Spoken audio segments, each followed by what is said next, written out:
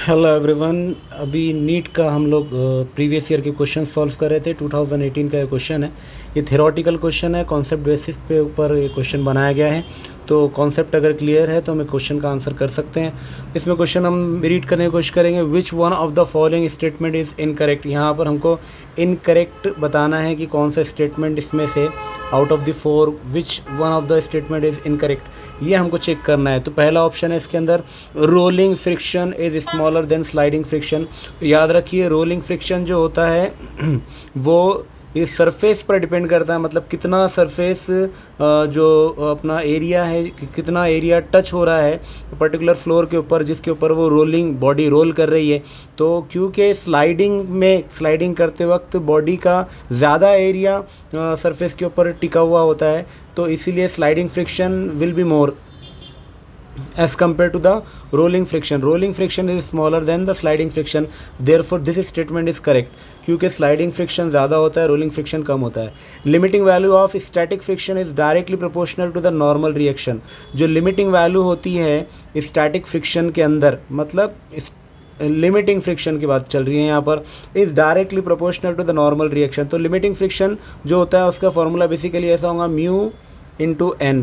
तो यहाँ पर जो है नॉर्मल रिएक्शन से ये डायरेक्टली प्रोपोर्शनल में है, इसीलिए यहाँ पर ये भी जो ऑप्शन आपको दिख रहा है, this option is also correct option. तो हमको क्या देखना है कि इनकरेक्ट कौन सा स्टेटमेंट है।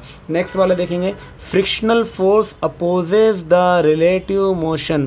फ्रिक्शनल फोर्स की वजह से रिलेटिव मोशन का अपोजिशन होता है। तो बिल्कुल 100% करेक्ट बात है ये, मतलब ये वाली जो पॉइंट है ये भी करेक्ट पॉइंट है। तो अब लास्ट वाला ये दिखता है जिसके अंदर कुछ इशू हो सकते हैं। तो coefficient of sliding friction has dimensions of length. ये जो बात है डायमेंशंस ऑफ लेंथ जो है कोफिशिएंट ऑफ स्लाइडिंग फ्रिक्शन के बराबर होता है, ऐसा कहा जा रहा है।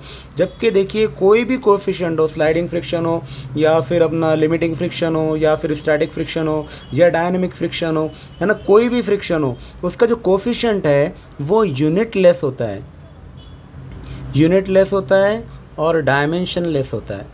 इसको कोई डायमेंशन नहीं होता, डायमेंशन लेस होता है। क्यों ऐसा होता है? क्योंकि देखिए फोर्स ही फ्रिक्शनल फोर्स की बात करें हम, force is equal to frictional force, और फोर्स जो होता है वो म्यू और नॉर्मल रिएक्शन से मिलके बन रहा। जबकि नॉर्मल रिएक्शन की वैल्यू अगर अपन देखेंगे तो mu into m g, generally mu into m g ये नॉर्मल रिएक्शन की वैल्यू होती है। तो इसका भी जो है, इसका जो यूनिट होगा वो भी न्यूटन आएगा, और फ्रिक्शन का भी जो यूनिट होता है वो भी न्यूटन होता है। तो यहाँ पर भी आपको यूनिट जो है न्यूटन मिल रहा है, यहाँ पर भी यूनिट न्यूटन मिल रहा।